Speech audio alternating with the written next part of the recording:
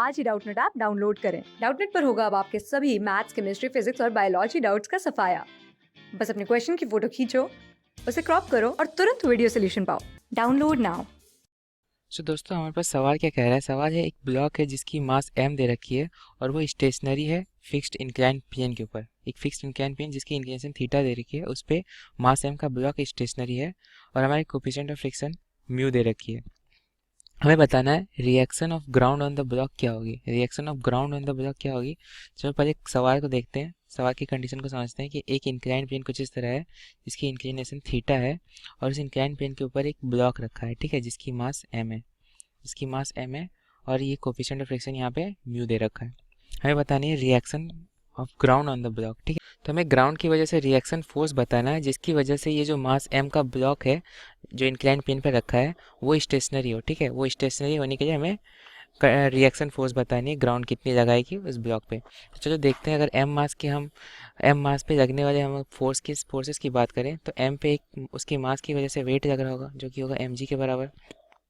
और जो ग्राउंड लगा रहा होगा इस m मास पे, ग्राउंड दो तरह के फोर्स लगाएगा। एक तो नॉर्मल रिएक्शन फोर्स लगाएगा, एक तो नॉर्मल रिएक्शन कुछ इस डायरेक्शन में लगाएगा और एक फ्रिक्शनल फोर्स लगाएगा कुछ इस डायरेक्शन में, ठीक है। इस डायरेक्शन में कुछ फ्रिक्शनल फोर्स लगाएगा और ये जो नॉर्मल रिएक्शन और फ्रिक्शन है ये दोनों ग्राउंड लगा रहा है। तो हमारा जो रिएक्शन हो जाएगा ग्राउंड की वजह से, वो हो जाएगा इस नॉर्मल रिएक्शन और फ्रिक्शन का रिजल्टेंट, ठीक है। तो ये जो हमारा होगा ये रिएक्शन फोर्स होगा, ठीक है। ये रिएक्शन फोर्स हमारा जो होगा वो नॉर्मल और फ्रिक्शन का रिजल्टेंट वाला फोर्स होगा। और हमारा दिया रखा है कि ये जो सिस्टम है वो बैलेंस्ड है, ठीक है। वो सिस्टम जो है स्टेशनरी, ये सिस्टम अगर स्टेशनरी है तो ये जो नॉर्मल और फ्रिक्शन का जो रिजल्टेंट होगा वो जाहिर सी बात है mg को बैलेंस कर रहा होगा, क्योंकि जो तीसरा फोर्स है उसको बैलेंस करने के लिए कुछ चाहिए ताकि ये स्टेशनरी रहे। तो हमारा जो mg होगा उसको बैलेंस करेगा n और f का रिजल्टेंट।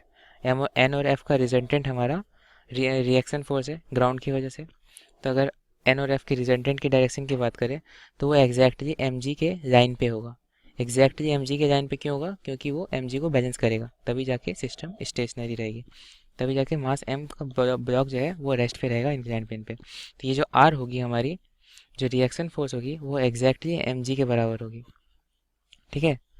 तो आर हमारा एग्जैक्टली एम जी के बराबर होगा।